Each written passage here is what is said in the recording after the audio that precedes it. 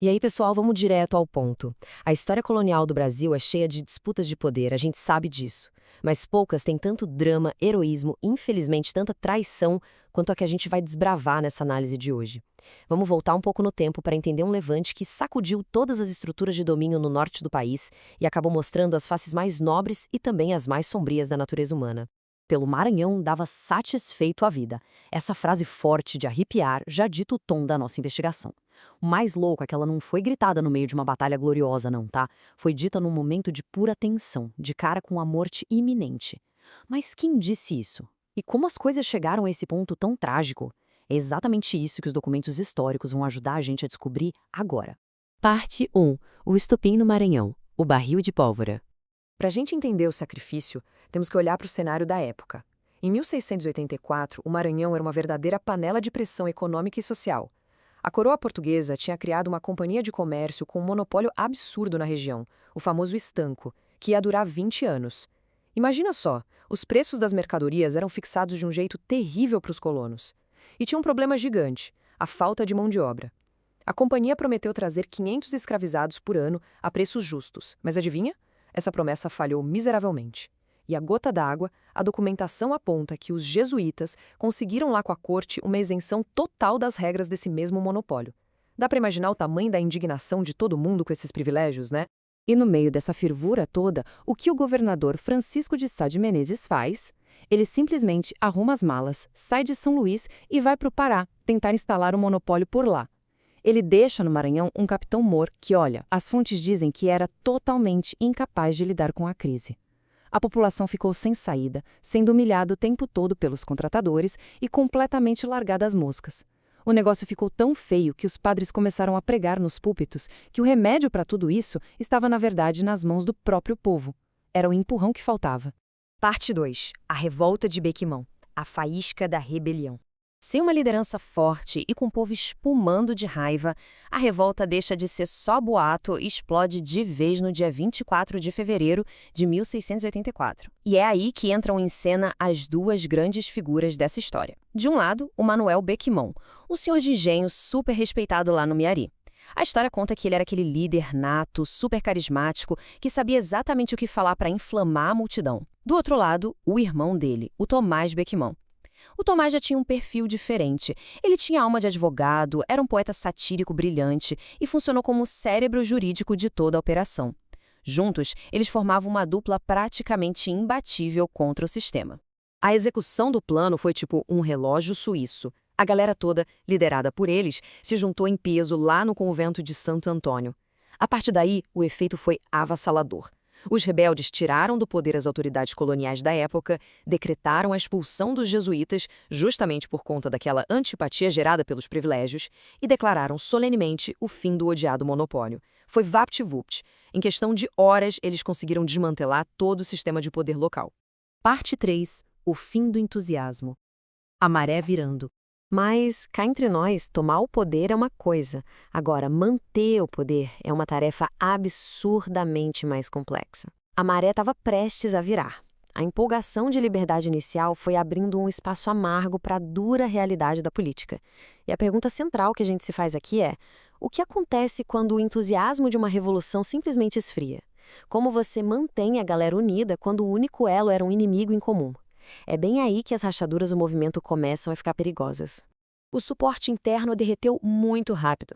O fervor virou um descontentamento crônico. E a população, morrendo de medo do que ia sobrar para eles, começou a pular fora. As tropas militares foram as primeiras a desertar. E tem um detalhe quase irônico nessa história. O Manuel Bequimão, no afã de moralizar a sociedade, inventou de criar leis contra o luxo. Ele proibiu especificamente as mulheres da classe mameluca, que era a mais numerosa da época, de usarem fitas e mantas de seda. Imagina o caos. Mexer nos costumes desse jeito causou uma irritação profunda e afastou de vez a principal base de apoio que eles tinham. O fim da linha começa a se desenhar quando a coroa manda um novo governador militar, o Gomes Freire de Andrada. E, gente, ele nem precisou disparar nenhum tiro. O próprio desgaste da revolta trabalhou para ele. Rapidinho ele cancelou todos os atos do governo provisório do Bequimão, botou as autoridades antigas de volta, trouxe os jesuítas e reinstalou o monopólio comercial. Sem qualquer chance de perdão, o Manuel Bequimão sacou que a casa tinha caído e foi se esconder. Começava aí o seu pior pesadelo. Parte 4. A traição cruel. A queda. Agora a gente entra na parte mais emocionante e triste dessa análise. Não é só sobre a repressão de um governo, mas sobre até onde vai a baixeza humana quando o dinheiro entra na jogada. Escondido e sendo caçado, o Manuel não abriu mão da lealdade. O irmão dele, o Tomás, tinha tentado fugir para Portugal, não conseguiu e estava preso sob vigilância máxima. O Manuel tentou bolar um resgate ousado, o que só fez o governador dobrar a guarda e oferecer recompensas valiosas pela cabeça dele. E é nesse momento que aparece o Lázaro de Melo. Esse cara não era um desconhecido. Ele era uma pessoa que já tinha recebido muitos favores e benefícios diretos do Manuel no passado. Mas, jogando qualquer senso de gratidão no lixo, o Lázaro traiu o amigo e entregou o esconderijo do líder rebelde. Uma verdadeira facada nas costas. O que nos leva de volta àquela frase lá da abertura, só que agora a gente entende todo o peso dela. O Tribunal Colonial foi rápido e condenou Manuel Beckmann à morte por decapitação. E os relatos da época sublinham a firmeza impressionante que ele teve. Sem demonstrar nenhuma fraqueza lá no patíbulo, com uma serenidade absurda, ele eternizou a sua luta declarando: pelo Maranhão dava satisfeito a vida. Um desfecho trágico, sim, mas que marcou o nome dele de um jeito inesquecível na história. Parte 5. O preço da rebelião. Os destinos finais. Só que o curso da história não acaba com o Carrasco, né? É essencial a gente olhar para o rastro deixado por isso tudo. E a memória coletiva foi bem diferente para os dois lados dessa moeda. O Manuel Beckmann, que abraçou seu destino com uma nobreza incrível, virou um herói, um mártir lembrado pelas gerações futuras. Já o Lázaro de Melo, bom, o dinheiro da recompensa não trouxe paz. Ele passou o resto dos dias sendo odiado por todo mundo, consumido pela própria covardia e acabou tirando a própria vida usando um garrote dentro de um engenho. Os registros dizem que a lembrança da vida dele era ainda mais vergonhosa do que a própria morte. E o irmão estrategista? Ele também pagou um preço caríssimo. O Tomás Beckmann foi deportado e sofreu um absurdo. Ele passou intermináveis 8 anos como prisioneiro dos mouros em Mequinez, no norte da África, numa situação brutal. Mas o cara teve uma resiliência de dar inveja. Acreditem se quiser, mas 20 longos anos depois da revolta, ele finalmente recebeu a autorização da coroa e conseguiu voltar ao Maranhão para viver uma vida pacata.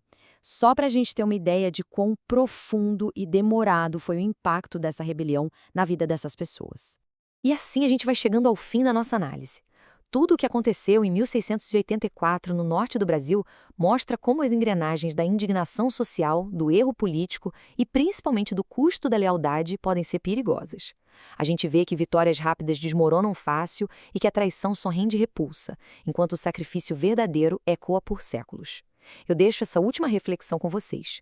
Na balança do tempo, como a história julga quem doa a própria vida por um ideal contra o peso de quem vende um amigo por umas moedas?